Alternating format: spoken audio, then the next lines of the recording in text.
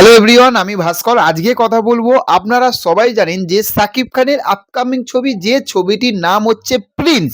এবং সেই প্রিন্সের অনেক দিন আগে, বেশ কিছুদিন আগে একটি ফার্স্ট মোশন পোস্টার কিন্তু আমাদের দর্শকদের কাছে এনেছিল মেকার্সরা। এবার সেইগুলোকে নিয়ে অনেকের অনেক রকম মতামত, কিন্তু আজকের এই ভিডিওটির মধ্যে আমরা যে বিষয়টিকে নিয়ে আলোচনা করব সেইটা হচ্ছে সাকিব খানের তুফান মুভি, সাকিব খানের হচ্ছে আপনার তাণ্ডব মুভি, সাকিব খানের হচ্ছে দরদ মুভি।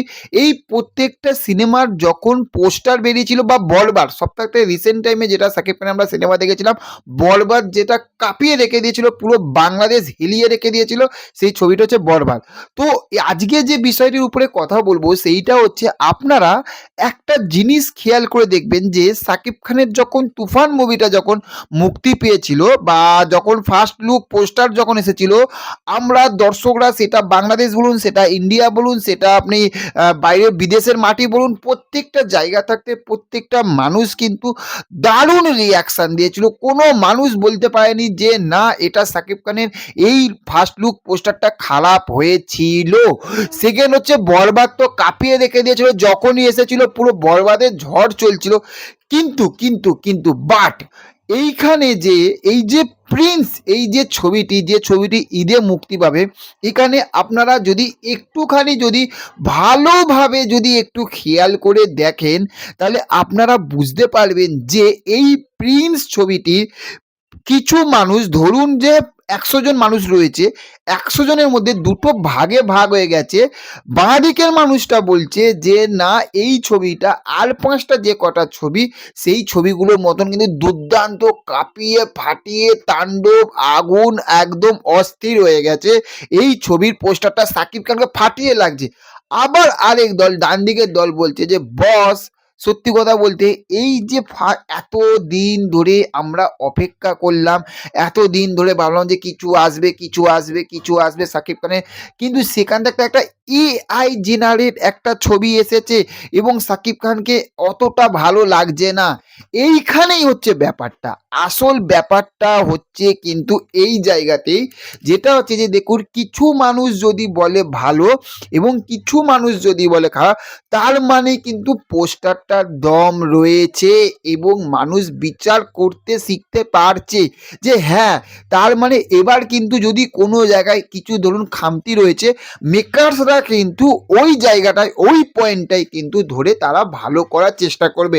এবার প্রত্যেকটা মানুষ যদি বলে যে না, ভালো হয়েছে, তাহলে মেকার্সরা কিন্তু, যদি ধরুন তারাও হয়তো বুঝতে পারছে যে না, এই জায়গাটা একটু খারাপ রয়েছে, কিন্তু দর্শক তো বলছে ভালো হয়েছে, চলো আমাদের ঠিক করার দরকার নেই, কারণ রয়েছে এখানে দ্য মেগাস্টার সাকিব খান রয়েছে। তো ওই জন্য তারা কিন্তু ঠিক করে না। পরবর্তীকালে যখন দর্শক বই দেখতে যায়, তখন তাদের মনটা খারাপ হয়ে যায়, যেরকম দরদের সময় হয়েছিল।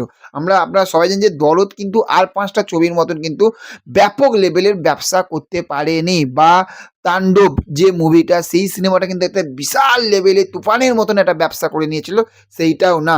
বরবাদ কিন্তু সেটা করতে পেরেছিল, পাগলের মতন ব্যবসা করেছিল। তার কারণ হচ্ছে যে বরবাদে যেরকম তারা প্রমিস করেছিল যে এই রকম মার কাটারি থাকবে, অ্যাকশন থাকবে, সাকিব খানকে দেখতে এইরকম লাগবে, তাদের কিন্তু গল্পটাও কিন্তু ওটার সঙ্গে মিলে গিয়েছিল। হ্যাঁ, যিশু সেনগুপ্তের কথা খারাপ লেগেছিল, সাকিব খানকে কিন্তু মানুষের ভালো লেগেছিল, কিন্তু এই জায়গাতে কিন্তু দুটো মানুষ ভাগ হয়েছে। তার মানে এই গল্পটা কিন্তু তুকর হতে চলেছে এবং মেকার্সরা সেইটার দিকে বারবার, একবার না, দুবার না, তিনবার না, চারবার না, পাঁচবার না, বারবার তারা কিন্তু খেয়াল করবে।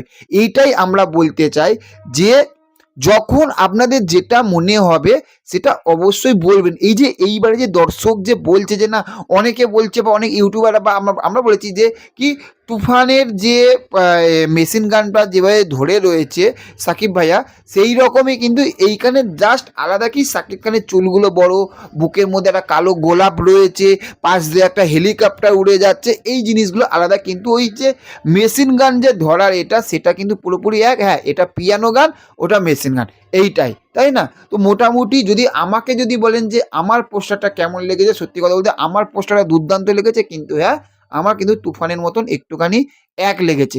পোস্টারটা যদি আমাকে ৫ এর মধ্যে রেটিং দিতে দেন তাহলে আমি কিন্তু ৩.৫ থেকে ৪ দেবো, ১ দিতে পারব না। কারণ একটু ওই জায়গাটা খামতি লেগেছে বলে। তো আশা করি আপনাদের সঙ্গে অনেস্ট রিভিউ এবং যেটা মানে আপনাদেরকে বোঝানোর চেষ্টা করলাম সেটা অবশ্যই বোঝাতে পেরেছি। আমাদের এই চ্যানেলটা নতুন চ্যানেল, অবশ্যই সাবস্ক্রাইব করবেন, পাশে থাকবেন। দেখা হচ্ছে পরবর্তী ভিডিওতে। Okay, thank you, have a nice day, টাটা, বাই বাই।